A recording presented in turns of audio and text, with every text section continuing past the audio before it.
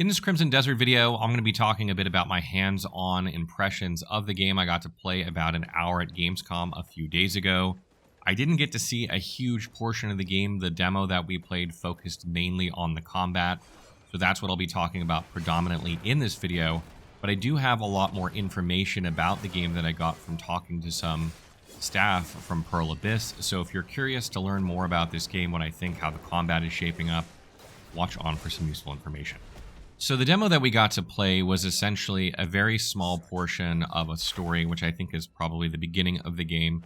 And then we got to go straight into 4 boss fights. I did get to fight all 4 of these bosses in the time that I had. Not every player was able to do this, but I managed to fight all 4 of them. The very last boss that I was fighting was the turtle boss, and I didn't quite complete it in time, although I feel like that wasn't entirely my fault. So talking about the combat of the game feels more like an action game than an RPG, because the player essentially unlocks moves, although they were calling them skills while I was there, but they essentially feel like moves. Imagine if you're playing like Devil May Cry or Ninja Gaiden or something like that, and you unlock a move that is mapped to like triangle circle. If you press that, then you do a certain attack. That's kind of what Crimson Desert's combat is like, and as you progress the game from defeating bosses and exploring the open world and doing the activities of the game, you'll unlock more and more of these moves that you can add to your repertoire to use in combat.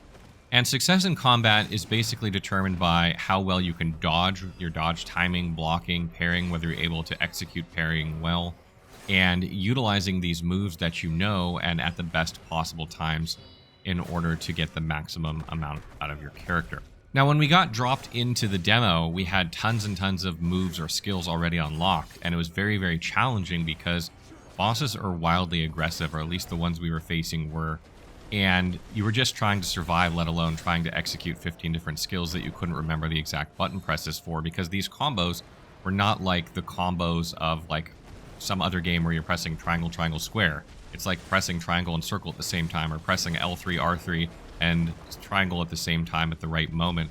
So trying to remember those was very difficult when you're just thrown into the game. But as you know, when you're playing the regular version of this game, these skills are going to be introduced to you at a much slower pace, giving you time to add them to your repertoire without, you know, having this overwhelming feeling that we kind of had when we were playing the demo.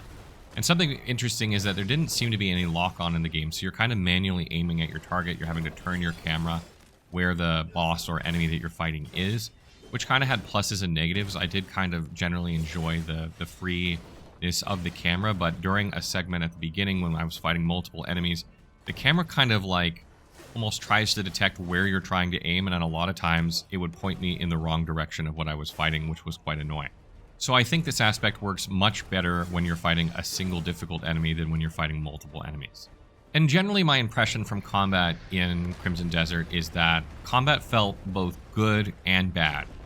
I felt like even though I was improving with every minute I was playing the game, that sometimes the controls and some of the design choices of the game were kind of limiting me from getting better. And I sometimes had a difficulty making the character do exactly what I wanted it to do, so I felt like I was fighting the controls a bit. Now, some of this was because I was dropped into the deep end and I was learning on the fly and I wasn't super familiar with the controls from like hours of previous experience playing this game. But I do get the sense from playing that the skill floor for Crimson Desert is going to be kind of high compared to maybe some other games in the same genre, but also the skill ceiling will be very high. So I feel like if you're a really good player, you're going to look amazing as hell playing this game. But if you're like an average player, someone like me, for instance, it might take you a bit longer to pick up and get the hang of this game than maybe some other action games. And the bosses themselves, for the most part, were pretty satisfying. I really enjoyed like the kind of direct boss fights that were like one humanish character fighting me. The turtle boss fight was pretty gimmicky, and I had a really difficult time making my character do what I wanted it to do on that fight, so I felt kind of frustrated doing it. And the fight where the boss summons totems in the field halfway through, the kind of zipping around boss, those totems took me forever to destroy for some reason. I don't know why. Some of them went down in like 2 hits. Other totems took like 50 hits to go down.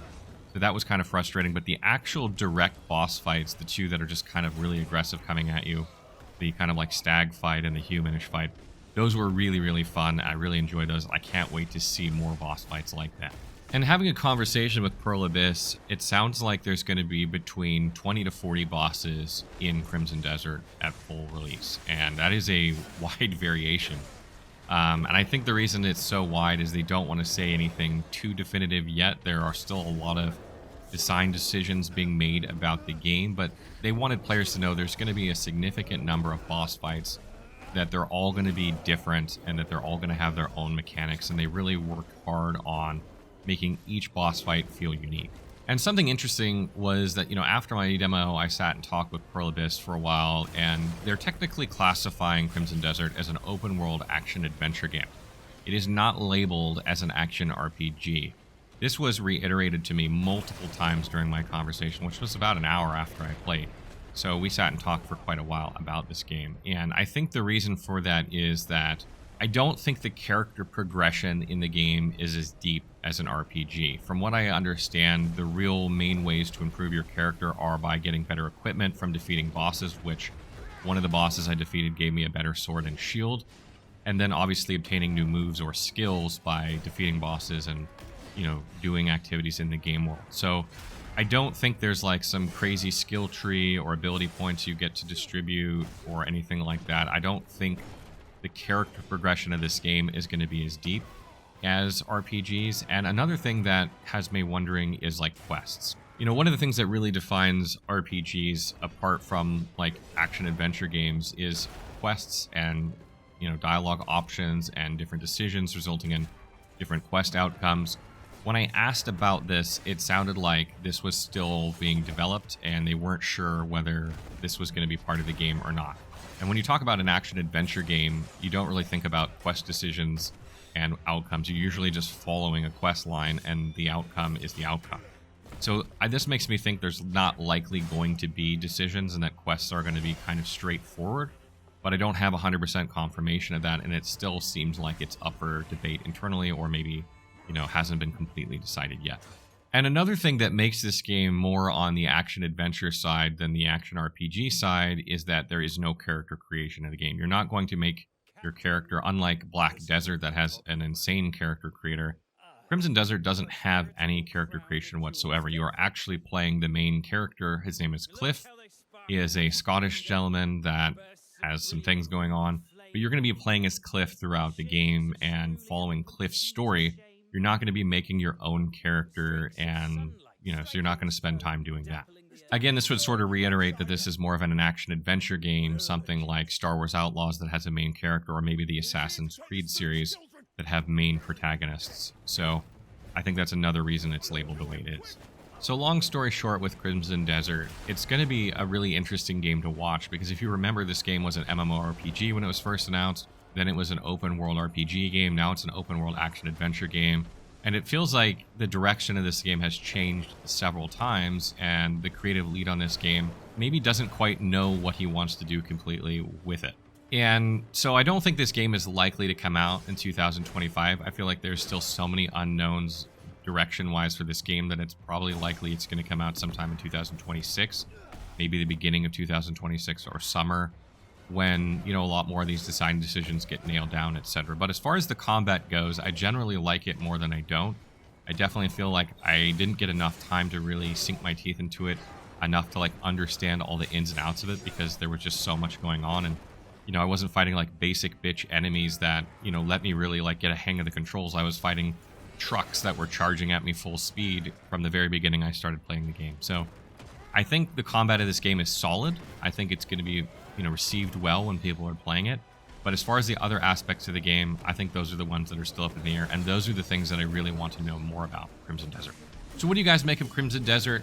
Seeing the combat of the game, hearing the things that I said about the game, is this a game that you're still interested in? Do you have more reservations about it now? Do you have more questions? What are those questions?